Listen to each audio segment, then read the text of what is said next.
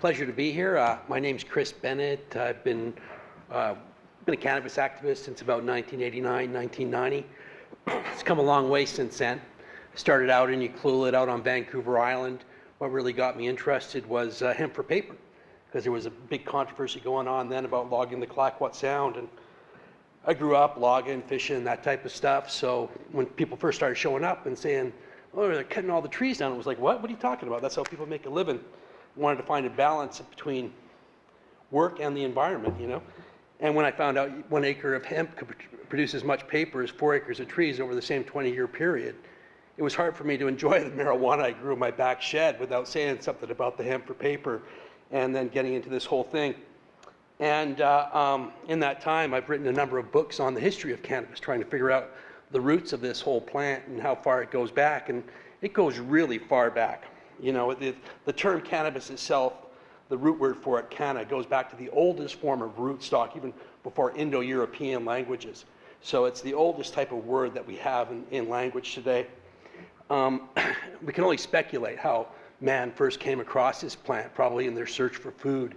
They came across the nutritious seed, which is super rich in omega oils, one of the highest sources of essential fatty acids and most digestible sources of proteins known to man. And so probably when they were searching those buds for seeds, they got some of that sticky resin on their hands, you know what I mean? And maybe threw a bit of that on the fire and the smell rose up.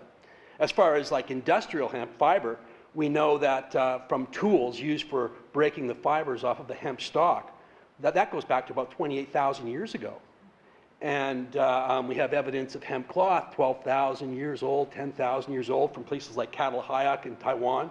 And so those are pretty diverse cultures, and they already have these established processes for producing hemp. So we got to figure that they probably utilize the psychoactive properties equally early.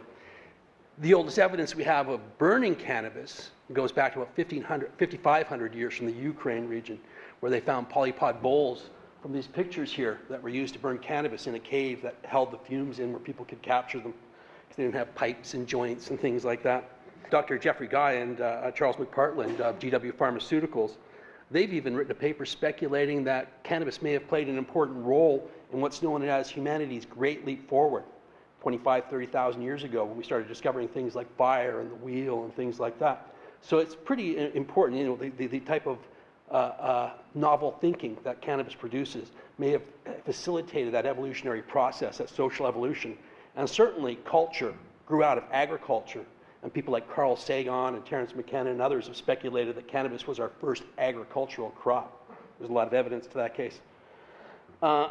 So today I'm going to focus mostly on archaeological evidence, linguistic evidence, things like that. We are limited in archaeological evidence because plants just don't hold up like stones and rocks and things like that, bones and things. You know, usually but with cannabis, there's surprisingly a lot, even because people burnt it. So sometimes it was carbonized, and that resulted in the types of finds like this where they found carbonized seeds.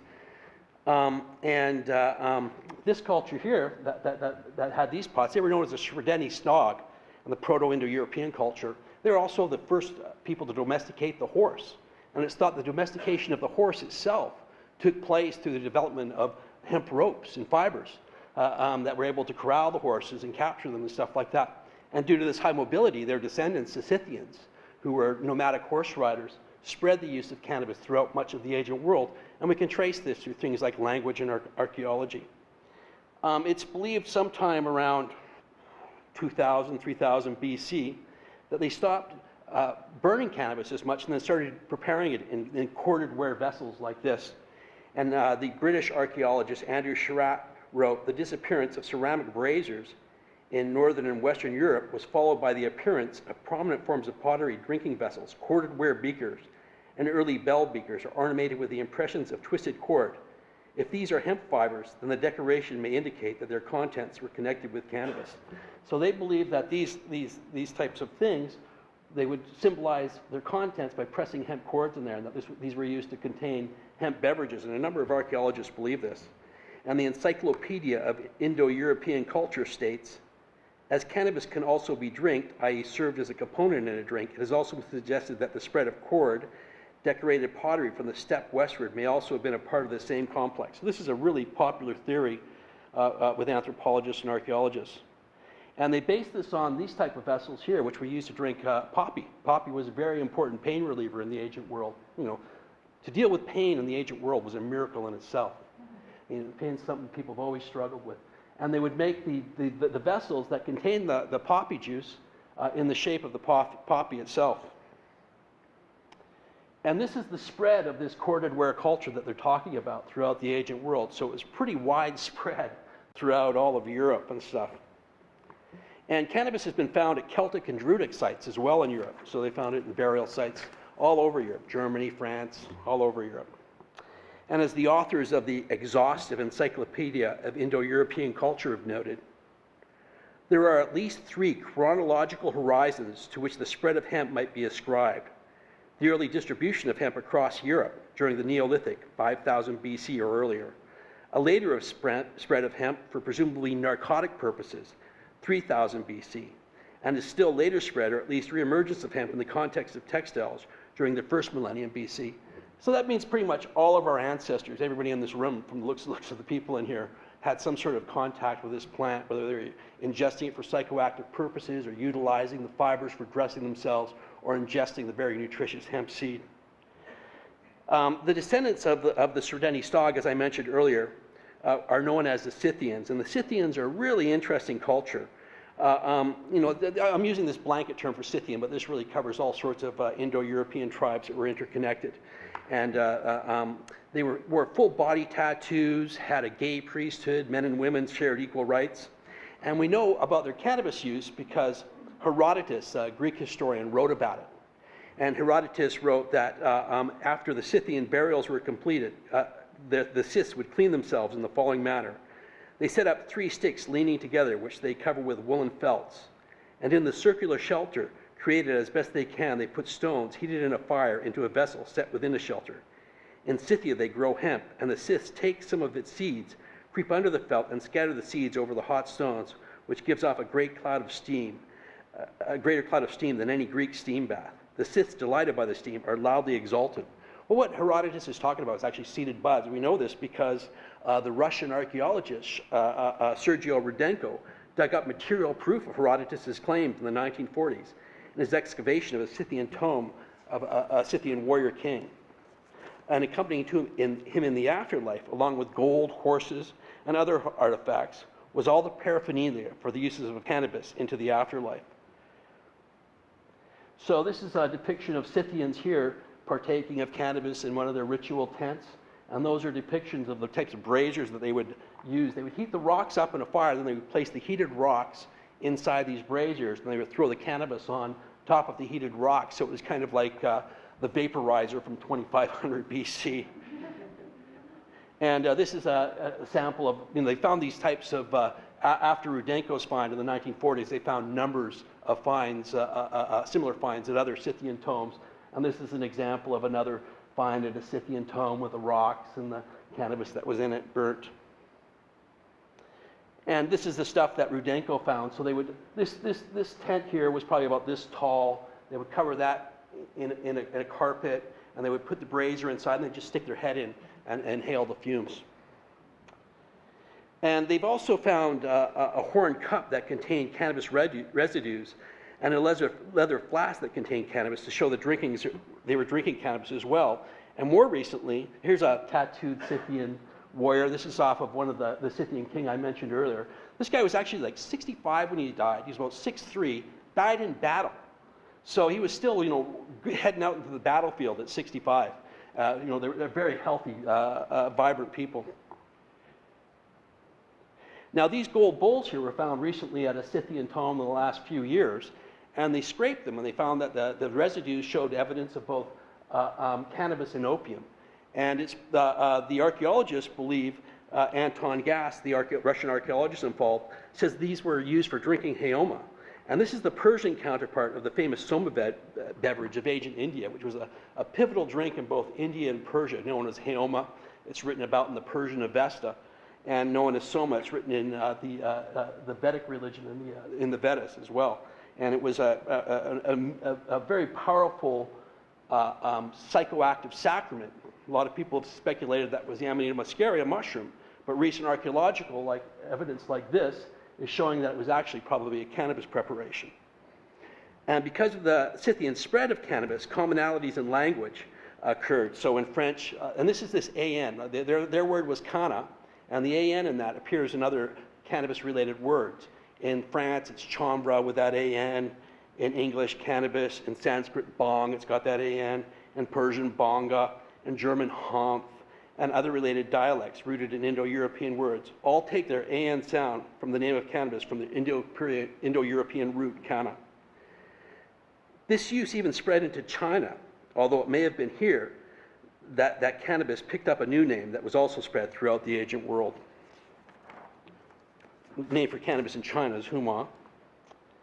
And this is Shen Nun. He is supposed to be the author of the Pen Tissau, which is thought by some to have been as old as 2700 BC, one of the first pharmacopoeias. And he recommended cannabis for a variety of ailments, similar to the ailments that people are prescribing medical marijuana for now. And there he is chewing his favorite plant. He was supposed to have the magical power of being able to look into his stomach to witness the activity of plants and how they worked on the system. And cannabis was very popular with the Taoists in ancient China. It was a major player in the formation of Taoist religion. And there's an ancient quatrain from China from about 2,500 years ago. First a yin, then a yang. No one knows what I do. Jade buds of holy hemp for the one that lives apart. It's kind of like life has its ups and downs, but with cannabis we're able to kind of take that middle road and of detachment in a sense and kind of carry on, you know. Now, there's been a really fascinating discovery in China, and they found evidence of cannabis from 2,700 years ago. And it was perfectly preserved because of the cold climate and desert-like climate that was in. And this is a depiction of one of the mummies. They found it at a couple of different sites, but this is a depiction of one of the mummies. We can see the mummy there. And on the lower side there's a bowl, a basket that had about 2 pounds of female cannabis. There's a cannabis seed from the cannabis they found. And then there's a bowl there that the person who was buried there used for grinding cannabis. And here's a closer up of the basket and bowl that contained cannabis. And this is a close-up of the actual cannabis that they found. It was still green, still had resin glands on it and stuff. They tried to sprout the seeds, but unfortunately after 2,700 years they weren't sprouting. And this is a depiction of the shaman that was found with the cannabis. And he was obviously a very important person in the group that he existed with, of high importance. They took a lot of effort to bury him properly and supply him with all the things he needed for his afterlife. And so they were probably using it both medically and for shamanic purposes as well. Now, what's interesting about this culture is they're called the Gushi culture. They're actually Indo-European Caucasian people that were living in China from about 2000 BC up until about 400 BC, when the indigenous Chinese, the Han Chinese, are thought to have chased them out. And it seems that after that time there was sort of a prejudice in China against cannabis because of the association with these foreigners, or, even though they lived there for quite a long time. But they were involved with a major amount of trade. They've done DNA tests like this, and the people living there had DNA from Eastern and Western Europe, from Asia. This mummy had cowrie shells on his hat from India. And it's changed the way we think about history and the connectivity of cultures in ancient history. They thought before this discovery that the Silk Road had been started probably about a few hundred years BC. Now it's thought to go back a couple thousand years BC because of the discovery of this culture and the evidence of trade. And it may have been here that the Chinese name Huma was first adopted into the Indo-European language as Heoma, because this culture was in contact with other cultures, such as the BMAC culture, Bacteria Margiana Archaeological Complex, which is out in the outer regions of Afghanistan. And in the BMAC region, Bacteria Margiana Archaeological Complex, they found evidence of 3 huge temples. And this temple here is about the size of a football field. Half of that temple was dedicated to making the sacred beverage, the Heoma. And they found residues of both cannabis, ephedra, and poppy there, as well as impressions of cannabis seeds. And it's interesting because ephedra is still used in the modern Heoma preparation. And this is Victor Sarianati, the Russian archaeologist who discovered this ancient site. Here's a depiction of the site itself. Another close-up of the temple rebuilt from depictions there. And this is where they would grind the soma. So what they would do is they had big mortars and pestles, and they would grind the cannabis in these sites here. And this is where they tested the stuff at the bottom there, which was hardened residue from the ancient time period, and it showed evidence of both cannabis sativa and poppy. And this is fossilized impressions of cannabis seeds that were found at the site as well. And then this is the tools and things like that that were found at the site. On the left-hand side there, those middle little pipes there, they showed evidence of opium residue. They were bone cups. And they have eyes on them, likely indicating the visionary state that the opium would produce. And then below that is a vessel that was used for filtering the cannabis beverage. They would it would be mixed with milk and ground up, and then they would pour it through that, and then with a wool filter it would take out all the plant matter, and there'd be a drink below that. And they still prepare cannabis like this in India today. It's known as bhang. And this is Lord Shiva, the oldest continually worshipped god on earth, whose sacred plant is cannabis, preparing cannabis by grinding it with a rock on a flat rock and preparing the drink bhang. And this is a picture of Islamic fakirs and Sufis, and they're also preparing cannabis. In the center there's a similar vessel there for straining the cannabis, and the guys in the lower left-hand corner are breaking cannabis off the plant, and everybody else is preparing it. The guys in the upper right-hand, my right, I guess, corner there are grinding it and preparing it as well. So this is like a 18th century painting of Sufis, dervishes preparing cannabis in the same way that it would have been done at this ancient temple site 4,000 years before. And this is a depiction from an article in the 19th century called Orgies of the Hemp Eaters, and it's accounting of a cannabis ritual taking place. And in the 19th century in Syria, they were still taking cannabis and consuming it as heoma. So that makes it a stronger connection with the ancient world. You know, we're talking about a continuous tradition of at least 4,000 years.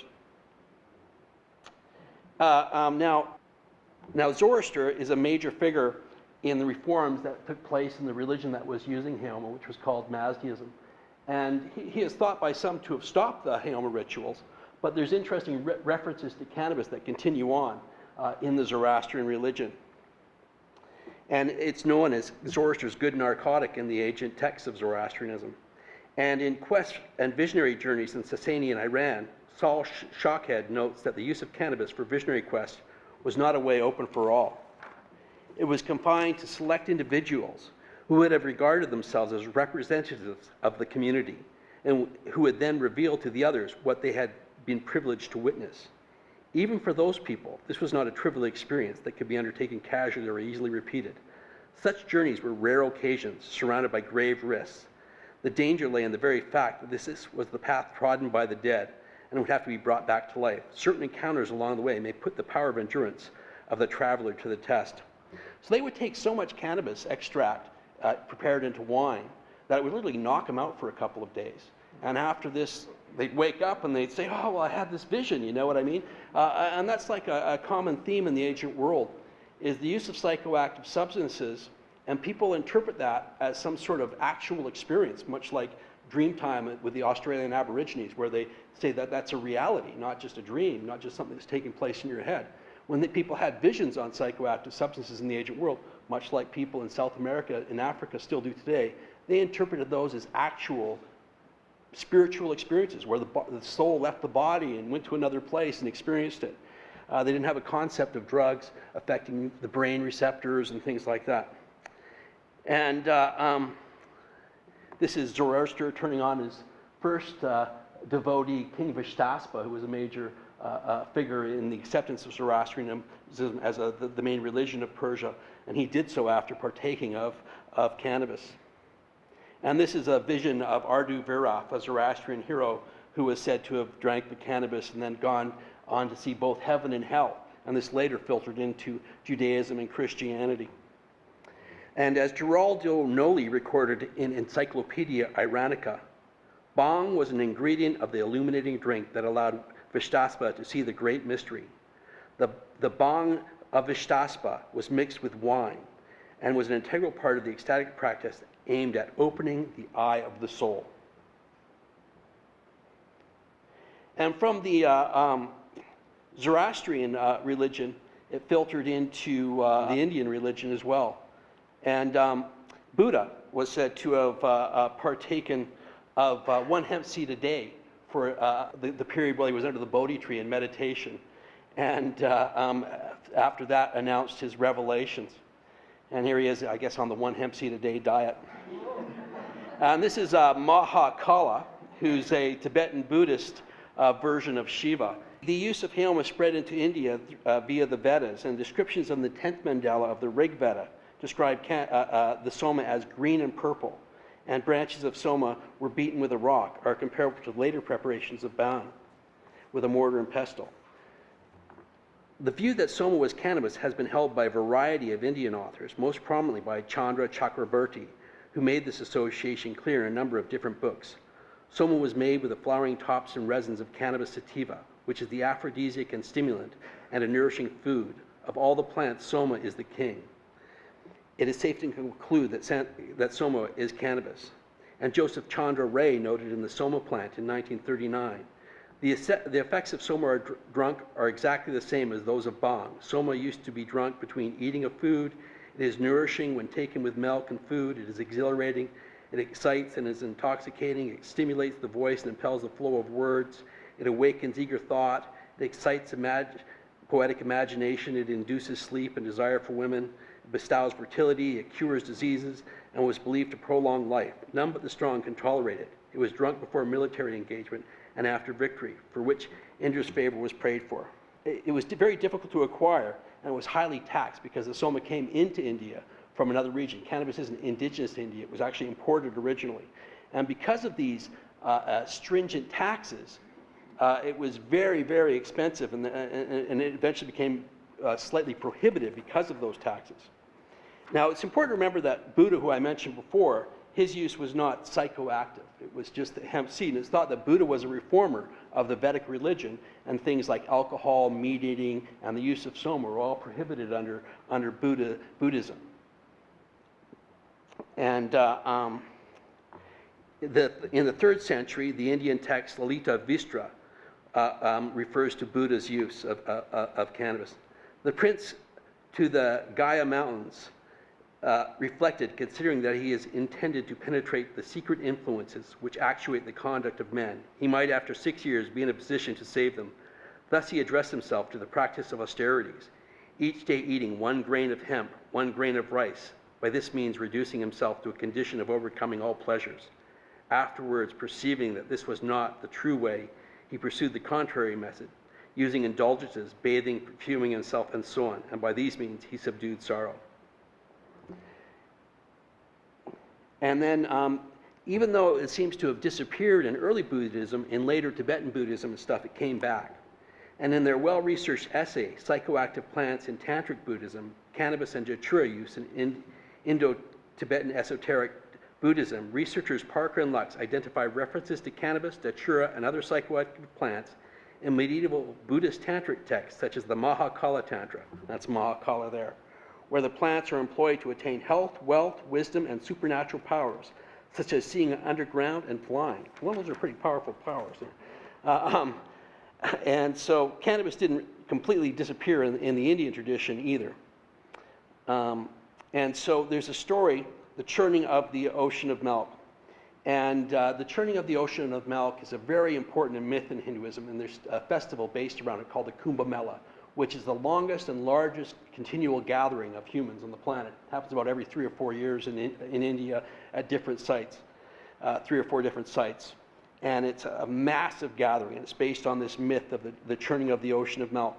And in the story, Indra is riding along on his elephant. Indra was the king of the gods in the Vedic pantheon. And a guy offers him some flowers, and he just kind of brushes them off and insults him. And he didn't realize it, but it was an incarnation of Shiva, and he calls down a curse on the 3 worlds. And the gods are suffering, humanity's suffering, and they're like, oh no, what's happened? And so the gods gather, and they go to talk to Brahma. And they say, Brahma, what's happened? And he says, oh, you need to go talk to Vishnu. And they talk to Vishnu. And Vishnu goes, oh, well, you know what's happened is the man you insulted was the creator of the universe, and you totally insulted him. So what you need to do is you need to get potent herbs and take them to the ocean of milk and stir them in there, and then you'll be able to produce amrita, which is the counterpart of soma. And this is a huge job. And in order to do this job, they have to go get a whole mountain to act as the pestle. And the ocean itself is going to be the mortar with the ocean of milk in it. And they throw the potent herbs in there, and then it's such a big job to churn it, they've got to convince the demons to help them as well. So they go, oh, okay, you guys give it this, and we'll give you some of the amrita when we get it out. And so they get together, and they get this big snake, and they wrap it around the mountain, and they start churning the ocean of milk. And there they are again, they're churning it, you know. And a bit of the amrita spills out. And they decide, well, we don't really want the demons to get this after all. So they give it to this figure here, the Garuda, which is a bird man. And he grabs some of it in the cup here, and he flies off. And some of it spills on the ground. And where it spills, this is the site where the Kumbh Mela take place in India. And it's also the site where the cannabis plant is that's thought to have sprout from as well, because the amrita, which is the soma, dropped it onto the ground, and cannabis is the earthly counterpart of that a majestic soma in the sky. And these are sadhus here that you see here, these long-haired men, worshippers of Shiva. Shiva was instrumental in the production of amrita and the soma. So they worship Shiva, and cannabis, they partake of it as a part of the body of Shiva, much like the Christian Eucharist. And in more modern times, they began smoking it. After the New World discovery of smoking, they smoke it in chillums, and they partake of it. And you can go to India today and partake of cannabis with these holy men. You can witness them along the Ganges River partaking cannabis before they sit down to do their yogic asanas. And here's Shiva himself, blue god, the oldest continually worshipped god on earth, preparing cannabis. He's grinding it in this pot here with a mortar and pestle, and the green beverage in front of him is the prepared cannabis. And here he is with his family. There's his son Ganesh preparing cannabis down in the right-hand corner. His wife's passing him a bowl of the bong, and he's got his serpent there testing it out. And this is a marble statue of Shiva I have in my home. He's preparing cannabis, drinking cannabis, and smoking the chillum. And this is a sadhu in India, smoking the chillum.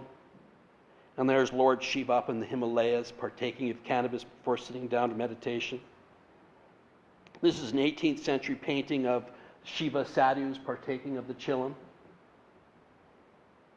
And this is Kali Ma. Cannabis is used in tantric rituals to Kali, where it's known as Vajaje, victory, and is used in tantric sex rites and things like that. As G.A. Grierson noted in 1894 in The Hemp Plant in Sanskrit and Hindi literature, Bang was originally produced like nectar from the ocean by the churning with Mount Mandara, and inasmuch as it gives victory in the three worlds, it is the delight of the king of the gods. It is called Vajaje, victory, the victorious. This desire-fulfilling drug was obtained by men on earth through the desire of welfare for all people. And as Joseph Campbell noted in his 1894 essay on the religion of hemp, according to one account, when nectar was produced from the churning of the ocean, something was wanted to purify the nectar. The deity supplied the want of a nectar cleanser by creating bhang. This bhang, Mahadev Shiva made from his own body, and so it is called body-born. According to another account, some nectar dropped to the ground, and from the ground the bhang plant sprang. It was because they used this child of nectar, or of Mahadev, in agreement of religious forms, that the seers or rishis became siddha, or one with Shiva. He who, despite the example of the rishis, uses no bhang shall lose his happiness in this life and in the life to come. In the end he shall be cast into hell. The mere sight of bhang cleanses from as much sin as 1,000 horse sacrifices or 1,000 pilgrimages. He who scandalizes the user of bhang shall suffer the torments of hell so long as the sun endures. He who drinks bhang foolishly or for pleasure without religious rites is as guilty as the sinner of sins. He who drinks wisely and according to rule, be he ever so low, even though his body is smeared with human or urine, is Shiva. No god or man is as good as the religious drinker of bhang. The students of the scriptures at Benares are given bhang before they sit to study. At Benares, Ujjain, and other holy places, the yogis and sadhus take deep draughts of bhang because that they might center their thoughts on the eternal.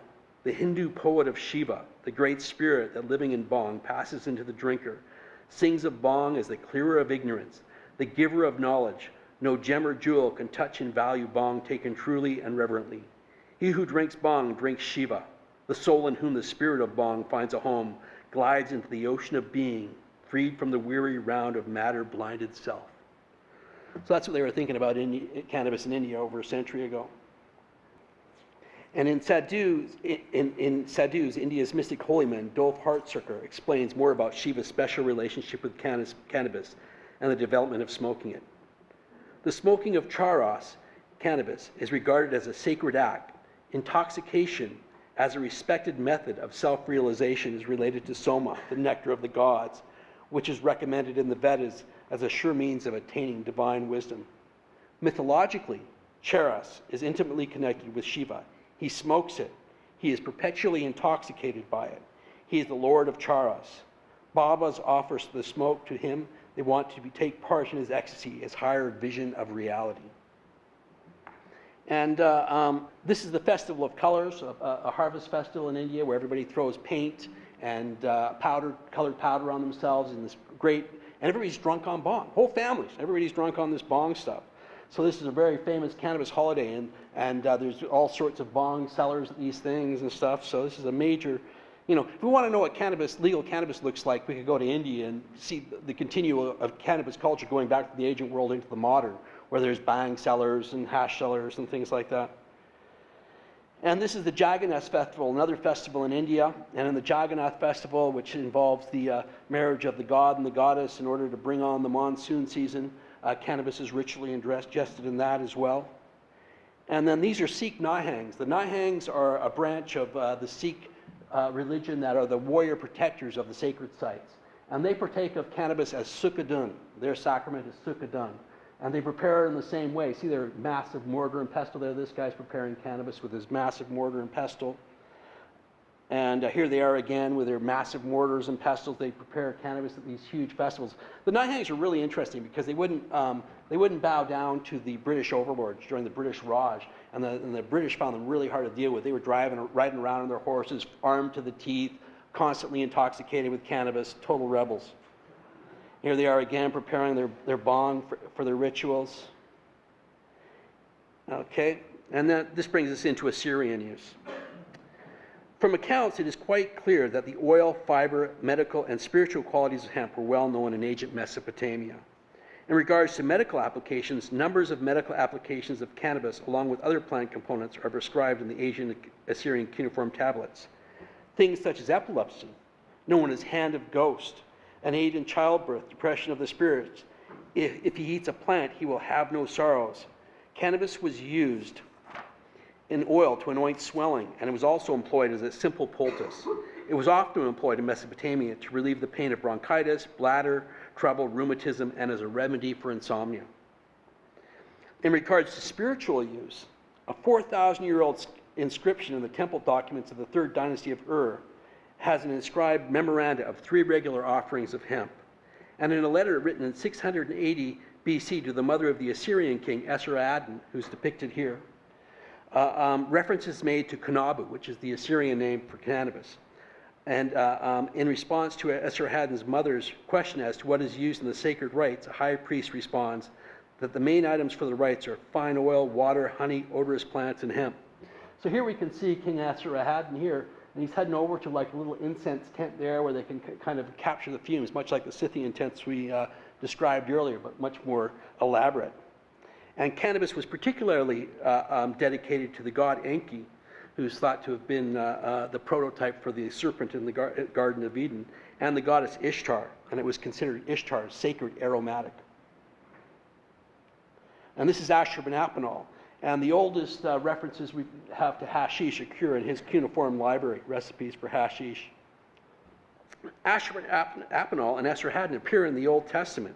And it's interesting because there's a very popular theory, something that a lot of people know through my work as well, that there's this idea that there's this Hebrew word, cannabosum, that actually makes reference to cannabis that was mistranslated as calamus when they translated the ancient Hebrew text into Greek and then Latin. Became calamus. And this goes back to a Polish etymologist and anthropologist known as Sula Bennett, who began writing about this in 1936 and wrote about it for a number of decades afterwards. And she says this Hebrew term cannabosum, as I said, was mistranslated, but by tracking the modern term cannabis back through history in the Hebrew language, where in the Mishnah period was known as Cannabis, as well as comparing it to the similar Assyrian term Cannabu. You can show that this was a reference to cannabis. Also, the similar ways that they used it. Now, it's interesting because Moses first meets the angel of the Lord in the flames of fire from within a burning bush, which is kind of ironic considering all this. And this is a page from the Living Torah by Rabbi Ari Kaplan, and he's talking about these Hebrew references here and saying that due to cognate pronunciations, that some people are saying that this is a reference to cannabis. But it's much more than just cognate pronunciations. So in the first of these references, God commands Moses, who first appeared to Moses in flames of fire from within a burning bush. The burning bush commands him to make a holy anointing oil with about 6 pounds of this cannabis mixed with myrrh and cinnamon, put into about 1.5 gallons of olive oil. And every time that Moses is to speak to the Lord, he's to place some of this oil on his body, and THC is fatty soluble, and your skin's a big organ. And then he would also take some of this oil and he would place it on the altar of incense. And then he would speak to the Lord in the pillar of smoke over the altar of incense. And so when you throw a psychoactive substance like cannabis into that tent with Moses, that tent of the meeting, which is kind of like the Scythian tents, meant to enclose and hold the smoke, it kind of changes the whole scenario. Moses becomes like a shaman, who, like shamans in South America and Africa and other places, interpret the effects they get from psychoactive plants like iboga or ayahuasca as actual messages from the spirit. And here we see the anointing oil being poured on a devotee's head, and then putting the oil on the altar of incense. And there they are speaking to the angel of the Lord over the altar of incense. Now, the term cannabis is thought to have come into the Hebrew language. And this is the Hebrew counterpart of this Indo-European term canna. And it's described as an item of trade. In Jeremiah, they refer to canna from a distant land.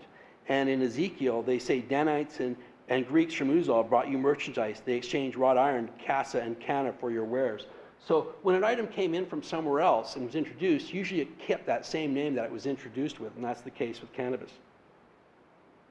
And as Paul Johnson noted in A History of the Jews, prophets practiced ecstasy states and may have used incenses and narcotics to produce impressive effects.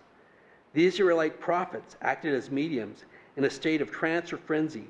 They related their divine visions in a sing-song chant at times as a scream. These states could be induced by music, but the prophets also used and sometimes abused incense, narcotics, and alcohol. And so what they would do in both Assyria and throughout the Mideast, this was common practice in these ancient temples, is they would create this temple atmosphere by having people in costumes, winged costumes, and statues, and then the lighting would be produced by firelight, candlelights, and it would be smoke everywhere. It would make it look like even the statues were moving because of the atmosphere. And then they would kind of get a drum beat going and a kind of repetitive music, and that would throw people into trance. And then the prophets would kind of get into that, and kind of like a rapper listening to a beat, they start kind of getting to kind of generate something, and then the ideas would start flowing out. And much of our religious text, the Vedas, the Avesta, big parts of the Bible, were all written in verse and song, because that's how they were delivered. And this shamanic state was induced by the use of cannabis and other entheogens, and so it kind of tapped into this creative aspect. And the Assyrian references are particularly important in understanding the Hebraic use, as there's not only the phonetic similarity between the terms Cannabu and Cannabasim, but also they identify the temple-based oracular use of the substance in question. In both cases, it was used for the same purpose. And in both cases, there's references to it as an incense, ingested, and as well as a topical. And in this respect, it should be noted that in Assyrian references, cannabis was used not only as an incense in ingested forms, but in topical lotions as well. An Assyrian medical tablet from the Louvre collection has been translated, so that God of man and man should be in good rapport, with hellebore, cannabis, and lupine you will rub them. So we have the identical use of a topical cannabis preparation in the same time period in the Old Testament. So it seems pretty powerful that that's the case. And there we see again, they're at the burning temple in the incense, and the angel of the Lord appears. The next reference to cannabis in the Old Testament, according to Bennett, takes place in the Song of Songs. And it says, your plants are an orchard of pomegranates with choice fruits, with henna and nard and saffron, canna and cinnamon, with every kind of incense tree. And the Song of Songs is an important text in the Bible, because what it describes is what is known as the Hieros Gamos, or the sacred marriage. And this was a ritual that took place throughout the whole ancient Mideast, where the marriage of the god and the god was God and the goddess was taking place on earth with earthly counterparts, and was mimicked, and was thought to create some sort of divine communion between earth and heaven by mimicking the acts of the god and the goddess on the earthly realm. And cannabis seems to have been widely used in these sacred marriages. And in ancient Canaan and in ancient Israel, there was a goddess, actually, for a long time we know about now because of cuneiform tablets that refer to her, and ancient inscriptions, and that even refer to Yahweh's wife, Asherah. Yahweh and his Asherah, and this was his goddess Asherah. And her cult was particularly involved with cannabis as well. And she is thought to be the Canaanite counterpart of Ishtar. And that's Asherah there, feeding some goats with some budding type plants. And this is Asherah, an ancient goddess that Ishtar and Asherah and other goddesses are thought to have developed from. And we know that her cult was using cannabis because there's ancient inscriptions that refer directly to cannabis in her cult. And the next reference appears in Isaiah. And Isaiah's got this really interesting quote here. It says, you have not brought any canna for me, or lavished on me the fat of your sacrifices, but you have burdened me with your sins and wearied me with your offenses. So what's happening now is, like, where's the canna? You know, at this time in Israel, it's polytheistic, and we even know about the polytheistic means there's all sorts of gods and goddesses in the pantheon, not monotheism, where there's just one god, which happened in later Judaism. We know about this because it's written about in the Bible itself. It's referring to kings and queens and everything like that, worshiping other gods, and how terrible this is numbers of times throughout the Old Testament. And what's happened is cannabis was popular at all of these temple sites, because when they brought cannabis, the gods were more prone to talk. And when it wasn't around, the gods were a little quieter for some reason. I don't know why, but you know. And so luckily for Isaiah, there wasn't always a shortage of cannabis, because we have this other verse. And the post of the door moved at the voice of him that cried, and the house was filled with smoke. Then said I, woe is me, for I am undone, because I am a man of unclean lips, and I dwell in the midst of a people of unclean lips. For mine eyes have seen the King, the Lord of hosts. Then flew one of the seraphims unto me, having a live coal in his hands, which he had taken with tongs from off the altar. And he laid it upon my mouth and said, lo, this has touched thy lips, and thy iniquity is taken away, and thy sin purged. And so here we can see the seraphim, who's done, artfully as an angel here, but probably represented a priest of the temple. He's taken with tongs a coal from the altar of incense, and he's held it right up to Isaiah's lips so that he can have a super hit. Kind of like the old hot knives, And there's another depiction of Isaiah taking his toke from the burning coal from off the altar. And this is like an Assyrian depiction that's often depicted in the Assyrian sacred rites, which we know cannabis was in use at as well.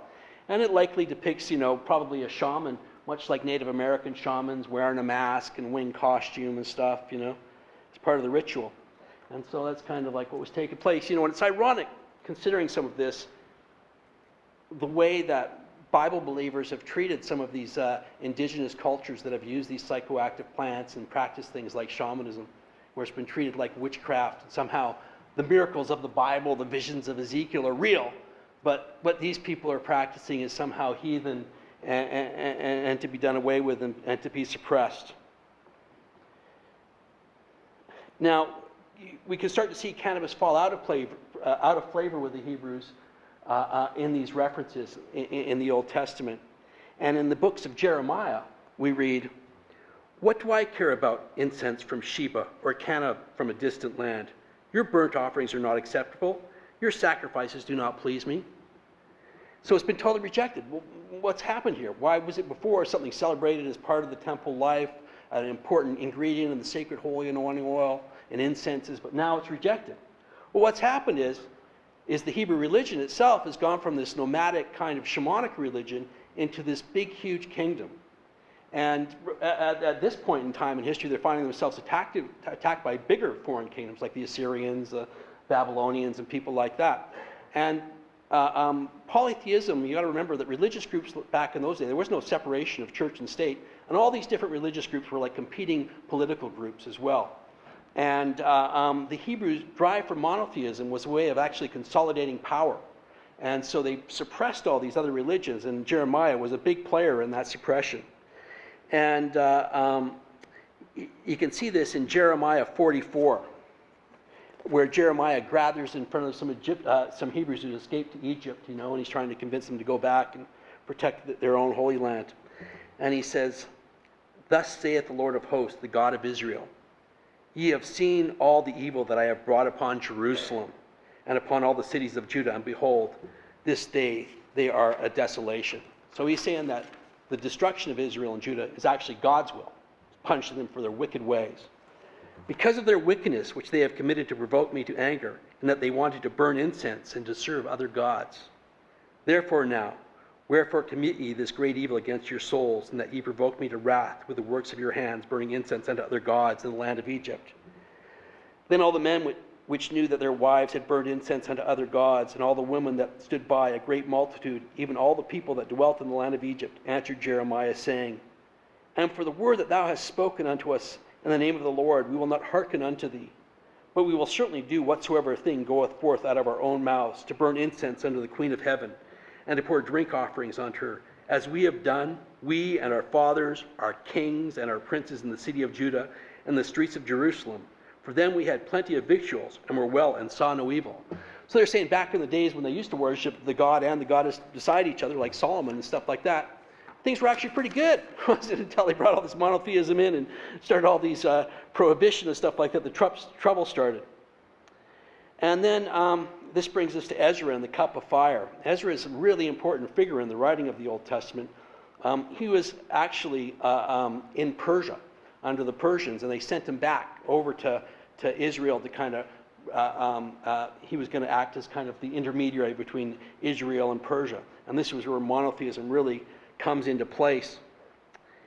And Ezra gathered all the different books that make up the Old Testament and put them together in their present state, wove them all together, contradicting texts and whatnot from different groups and different time periods.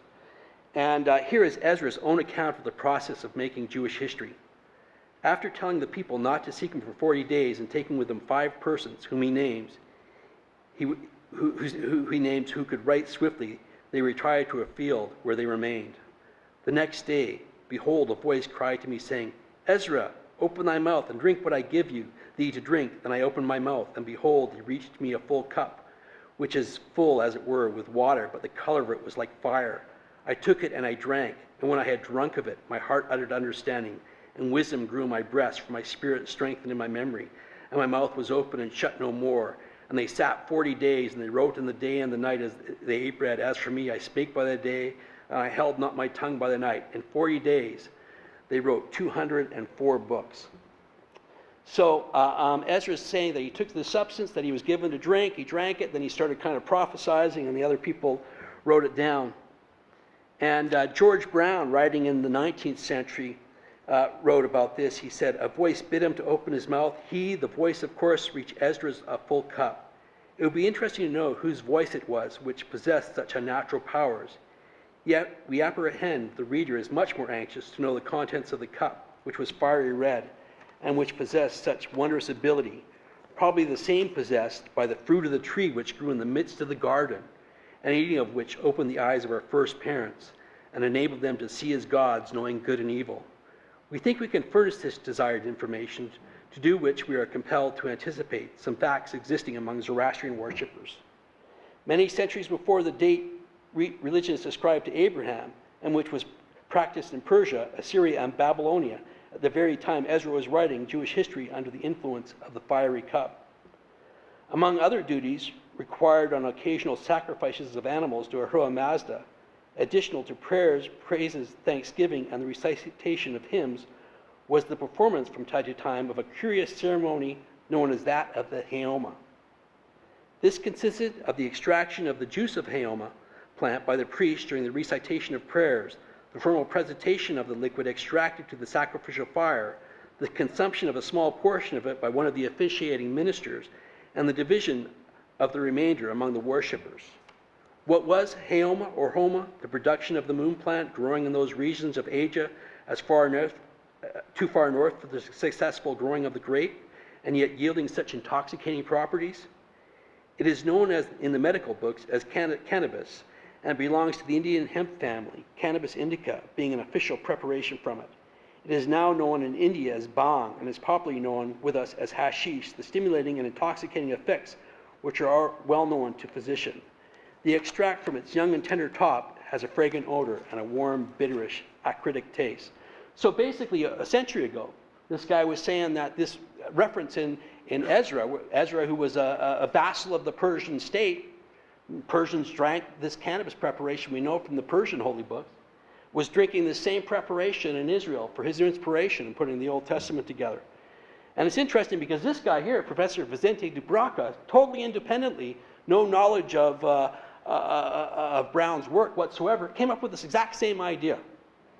And in his article, Preparations for Visions in Second Temple Jewish Apocalyptic Literature, Dubraca also noted a comparison between the Persian technique of shamanic ecstasy and that of Ezra. And on the next day, behold, a voice called me, saying, Ezra, open your mouth and drink what I give you to drink. Then I opened my mouth, and behold, a full cup was offered to me. It was full of something like water, but its color was like fire, and I took it and drank. Similar drinks appear in Persian literature. In the Bahaman Yesh, when Zoroaster drinks the water, he acquires the wisdom of Ahura Mazda. Similarly, Vishtaspa has an experience quite equivalent and mentions a mixture of wine and hemp. Opposition to those practices may have generated their replacement in later books. The book of R2 Vira also mentions visions obtained by the wine mixed with hemp and for the preparation of the seer. So they're talking about the same sort of things I was mentioning earlier with the Zoroastrian religion, how it developed out of the drink of the Haoma. And here it is. Scholars on ancient Judaism are saying that this was used by the Jews as well. Dubraca revisited this theme in more detail in his later 2006 article, Chemically Induced Visions in the Fourth Book of Ezra, in light of comparative Persian material. And again draws direct comparison between Ezra's cup of fire and the bhang-infused beverages of the Zoroastrian psychonauts. And so, since then, we found fossilized remains of cannabis in the Holy Land. This is a fossilized piece of cannabis found in Bet Shemesh in Jerusalem. It was found at a tomb of a girl who died of childbirth. They've been using it as medicine in childbirth, both applying it topically on her stomach, as well as burning it as an incense in the site. And it shows that cannabis had been continually used in that area for some thousands of years, you know. And so, you know, when we're talking about cannabis and our relationship with cannabis, you know, it's really a natural right, sort of like a right to the warmth of the sun or the fresh water of a river. You know, it's like a natural right. It's like a right to the plants of the earth. And we're talking about a plant that humanity has had a relationship with, not for a short time, not since the Jazz Age when reefer madness was taking place, not since the 60s, since the hippies were taking place, but before any books were written, before any religion existed, before any of that. You know, it's probably our first medicine. It's in the oldest pharmacopoeias, the Pentateuch, the Ayurvedic medicine, in these Assyrian texts and Egyptian texts, all over, widespread already, thousands and thousands of years ago. And we have a natural relationship with this plant. And this is a natural right. We shouldn't have to ask anybody for it, but we find ourselves persecuted and having to explain ourselves. But this is Earth's medicine, and this medicine's time is now. And with it, we can save our forests. We can move away from cutting down our trees for paper. We can make building material out of it. We can move away from fossil fuels by using biomass hemp fuels and make plastics and all sorts of things out of it. You can make batteries out of cannabis. It's just such an incredible plant. We can move away from soil-depleting cotton. 50% of the chemicals and pesticides used in agriculture are used on cotton. That's what caused the Great Depression. Turned soil into a dust bowl. Cannabis actually enriches the soil. It can be cross-cropped with other crops, so you keep the soil healthy by cross-cropping. And we can use it to heal our bodies. You know, things like epilepsy, that was thought to be demonic possession up until medieval times. So it was like a miracle to those people that discovered it, when they could stop the shaking of that person and relieve it of what they thought was a demon. You know, it was like a full-on miracle. And they were using it for the same sorts of medical reasons that we're using it for. We're only rediscovering the medical qualities of cannabis. It's the oldest medicine, and it's probably the first religious sacrament as well.